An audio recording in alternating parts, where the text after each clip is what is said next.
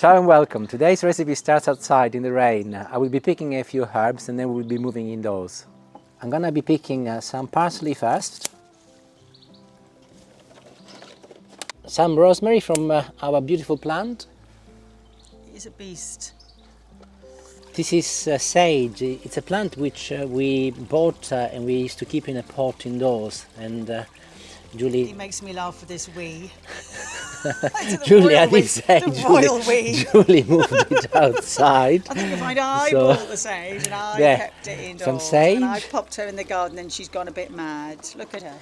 We need to eat more, don't we? I'm not sure where you are, but we've had a rotten summer here in the UK and the weather is absolutely foul. Today is what, the 16th of July, and there I am wearing a fleece outside. Temperature is 14 degrees. If you can, and you live somewhere there is some sun, can you please send some over? Yeah. You really do some sun. And we've got some midges as well, just some to midges at times, matter. yes. And the last thing I will be picking is some thyme. I think that's my thyme plant I've had for years, isn't it? Okay. He goes for years.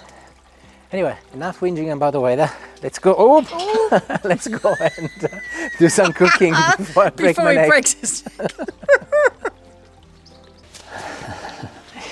I would be really interested to learn what sort of summer you are having. Maybe you can put something in your comments to see what the weather is like where you are. I'll just get short of this as I'm indoors now. It's really not very nice here. No, it's not at all. It's. I have to say, I've been in this country for over 30 years.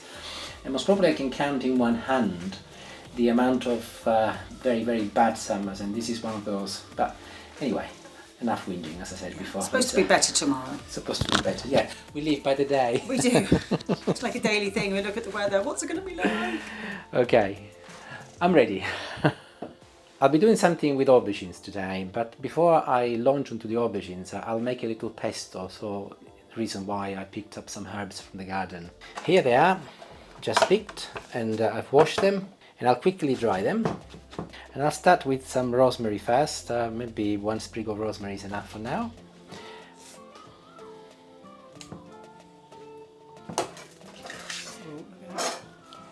Big Japanese knife coming. Big Japanese knife coming in, yes. The parsley is one of the more important herbs for this recipe, so I'm actually going to be using it all. But I will only be using the leaves. I don't want the stems because I don't think they're necessary for this recipe. Sage next, maybe not this one, which has been chewed by something. That's a slug-eaten one, yeah. And I will be putting 3 leaves and also a little thyme. I'm actually using 3 or 4 sprigs of thyme. I'm now getting everything together and I'll start chopping with my knife. And continue chopping until you get a very minute sort of consistency. Of course, you can also use a food processor, and I do have one, but I think there is an element of pleasure in doing this, and also something else which then I need to wash up, so I prefer not to. And that is it. This is the outcome of my 4 herbs together. And as they are, I pick them up and I add them into a bowl. Next I'm going to be using some garlic. Lots of people do not like garlic, and by all means you do not have to add to this recipe. It's entirely optional, but also apply to a lot of recipes really, and garlic is an ingredient which adds a lot of flavors to things, but if you don't like it in most recipes you do not have to add to it. So I've got a garlic crusher and it's very handy. I will be crushing it and adding it straight to my mix of herbs.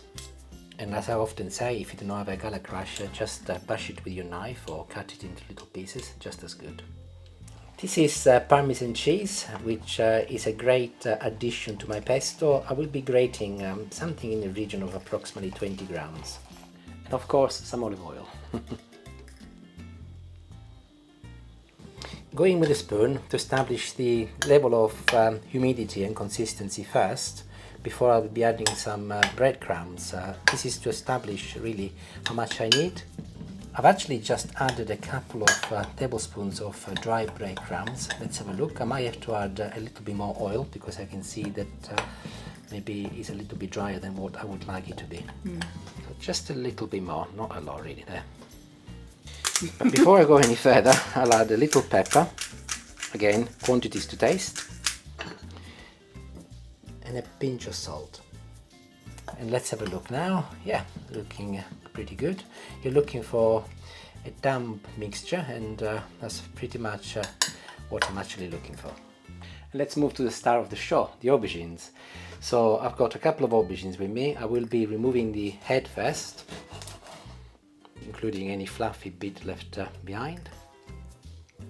These are a couple of Chinese chopsticks, which actually my son brought back when he went to China. But we'd never used them to eat any Chinese food, only for cooking. Never, yeah, not very often. No, we might have done initially, but certainly no more. Yeah. So I'm using a bread knife, and I highly recommend, if you've got a bread knife, to use one of those. It's considerably safer, believe me.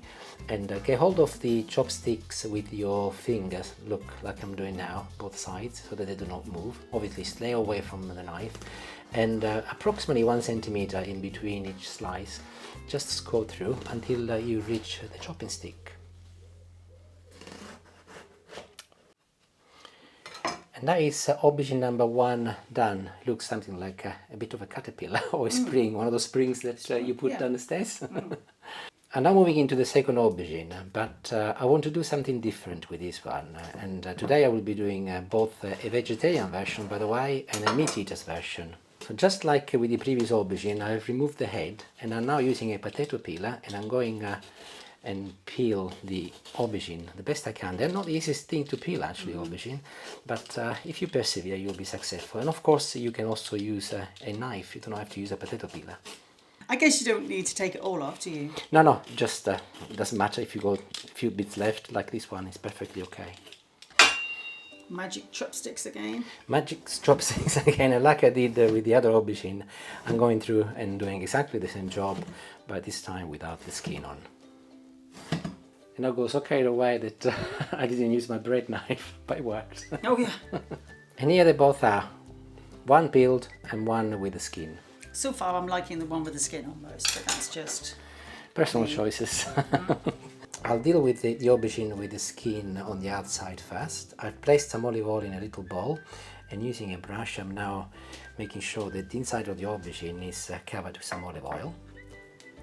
Be careful and gentle as you do this, because really the whole idea is also that aesthetically the aubergine looks quite pretty, so you don't really want to break it.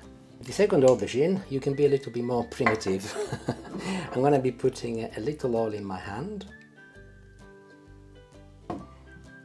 and I'm going to be putting it on top of my aubergine first, and then very gently, so that again I don't break it, I'll cover it.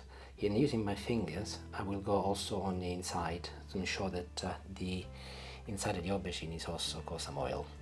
But mostly I want to make sure that the outside is properly covered here. Baking tray, I'm going to use my hand to get a little oil on the bottom of it, and I'll start with the aubergine without the skin first. Using my hand, I'm going to get a good handful of my mix, and I'll go here and I'll make sure that the entire aubergine, both on the inside and the outside, is covered in mix. The purpose of the olive oil, of course, is to act a little bit as glue so that everything sticks together. Aubergine number 2, likewise, a little bit on the inside in between each slice. Okay, done. Make sure that you retain a little bit of your mix, because I will be needing this at the end when the aubergines are cooked. I will be adding it at the top later. 9, 10, 11, 12, 13, 14, 15, 16, 17. I've got 17 cuts, so 17 slices of filling to deal with. And I'll start with some fresh tomatoes. These are on the vine. I will see how many I get with 4. 16, 17, 18, there you go, 19. Plenty there. And likewise, I've cut 17 slices of cheese. I'm using cheddar today, but you can use any cheese you like. I'm now stuffing the aubergine, and I'm finding that by picking it up and allowing it to bend, it's considerably easier to stuff.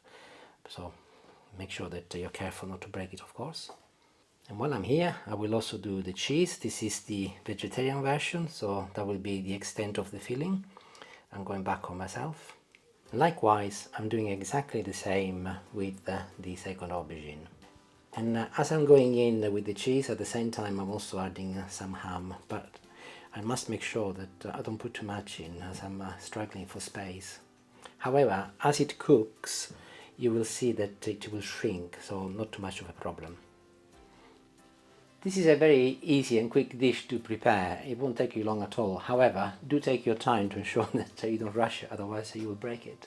But taste-wise, even if you do break it, doesn't really matter, of course. Just be a little bit patient and ensure that you do it nice and gently. And there they are. They're both ready. And I've just learned something, and I'm going to share with you what it is, and you can correct it if you make it. Firstly, I've actually chopped the head, and this one will sit nice and straight against the base, but not on the other side. And maybe I should have done here on the other side. I should have actually a nice flat edge. You mean? Had a nice flat edge. So if you make the dish, just chop that as well, so that gives you a nice base, and this will sit perfectly okay. However, it's too late for me, so what I'm going to be doing, I'm going to be improvising, and I'm going to be using a little wooden skewer to ensure that they do not wallop. Technical term. Technical terms, yeah. So I'm going to be, I'll turn this around so you can see. I'm going to be going through the first aubergine until I get through, find the second aubergine, put my finger in between so that I got a little gap, and there it is, it's coming through. What this will do now, it will make sure that they stay steady, and actually I won't have a little gap in between, and they will retain their shape. They look more impressive from the side though, look at them. They look like a couple of caterpillars. They do. So before they go in the oven, a little oil at the very, very top. Obviously. And they're ready for the oven. 180 degrees. I'll pop them in for 40 to 45 minutes. Fan assisted oven in my case. If you've got a normal conventional oven, up the temperature by 20 degrees to 200. And I'll see you then. Arrivederci. And here it is, out of the oven. It did actually go in for exactly 40 minutes, but do ensure that you check after half an hour, because you might have a smaller aubergine, and it's always good practice to make sure that it doesn't burn. But mine was absolutely perfect. Of course, the next challenge is to lift them and put them on a plate. I'll remove the wooden skewer first, again very gently. I don't want to really ruin it. And they stayed nicely upright. They did. They've flattened a little bit, I noticed, but only a little. I'll start with this little one first, the vegetarian version. I'll go underneath and remove from the bottom of my tray, and ever so gently I'll lift it and move it over to our Sorrento plate. You can put some baking paper at the bottom, but I am aware that it's not always the best thing to do from an environmental perspective, and I think it's going to be easier to lift it without anyway. Julie's going to give me a hand, and there it is. Ooh, look at them. Let's try this bit here first. I don't know what it is. It's cheese. Good. Cheese, good. Remember the pesto you reserved for the end? I'm gonna be using some of it next. Not a lot though, because you don't want to really be too overpowering. Just a little, sprinkle some on top. And the good thing about this is that there is everything is fresh, uncooked, should I say, and it will release considerable flavor, especially the little garlic in there. Well, we only put one clove in, so it will not be overpowering, but it will be incredibly good. And we can put the rest in the fridge and save it for another day, can't we? Indeed. And I've got some ricotta left over, which needs to be used up, and I thought it would be a great opportunity to add it to my dish. And I didn't actually put it before because I like the taste of the ricotta when it's fresher than cooked in this particular case. And I think actually that would be a very, very nice addition to it. What do you think, Julie? I think you can't go wrong with ricotta. Time to taste it. I will have some of each actually, because I want to see if it made any difference, the skin. Start with this. Pinch some ricotta as well.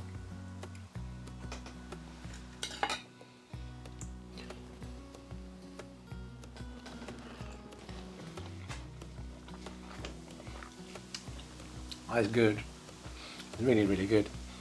I fully recommend a little bit of the mix at the end. You can definitely taste it without being overpowering.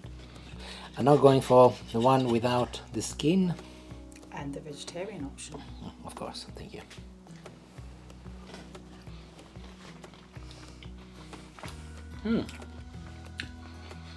Tastes very, very similar, of course you would, but different. Subtly different. So they're both delicious and goes to stay really. Even if you're vegetarian, you can enjoy this dish to the full without having to worry. Fully recommend it. And the skin doesn't make much difference either. No, it doesn't. It's a little bit softer because the skin clearly is a bit more. Skin is good for you though. It's good for you, but the difference is that because there is no skin, the oil has absorbed a lot more of the moisture of the oil has been absorbed within the aubergine, and the outside clearly has retained a lot more of the mix. So it's more flavorful, but it doesn't got the ham. That's the only difference. The ricotta. Arrivederci. If you make it, let me know how you get on, but also please do send some sun over. Yes, please do, please. It's still rotten outside. Arrivederci, thank you. Hope you enjoyed the video. Bye. Ciao and buongiorno. Yes, especially because it's herbs with a h. Herbs, okay. Yeah. I'll be picking a few herbs and then we will be doing in. Smell, the overriding smell is the Parsley. No, oregano from here. The what? Oregano. I didn't pick any oregano. What can I smell? Oh, maybe it's the rosemary, the thyme together.